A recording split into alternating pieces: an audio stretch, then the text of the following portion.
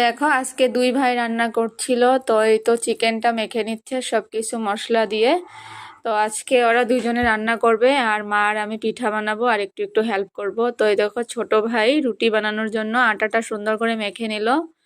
আর ও ভাই দেখো মাংসটা এখন বসিয়ে দেবে, আর মাংসটা কিন্তু হেভি টেস্টি হয় ও বানালে। তো ও বানাচ্ছে, তো দেখো মাংসটা ফাইনালি এখন বসিয়ে দিল।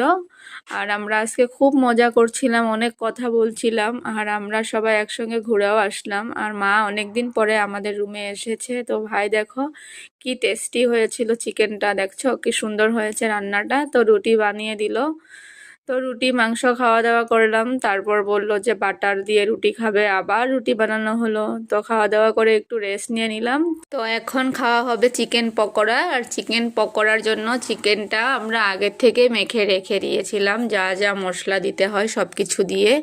তো দেখো এখন 1 ঘন্টা পরে আমরা এটা বানাচ্ছি। তো সাদা তেল দিয়ে দিচ্ছি, তেলটা গরম হয়ে গেছে।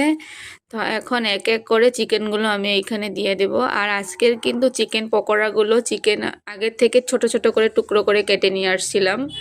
তো দেখো আজকেরটা একটু ভালো লেগেছে বেশি, সবাই একসঙ্গে এভাবে ঠান্ডার সিজনে পিকনিক করলে খুব ভালো লাগে। আর দেখো এইটার সঙ্গে ছিল কাঁচা লঙ্কা, কাঁচা পেঁয়াজ, লেবু, সস, চাট মশলা, কালো লবণ সব কিছু দিয়ে এভাবে খেলাম।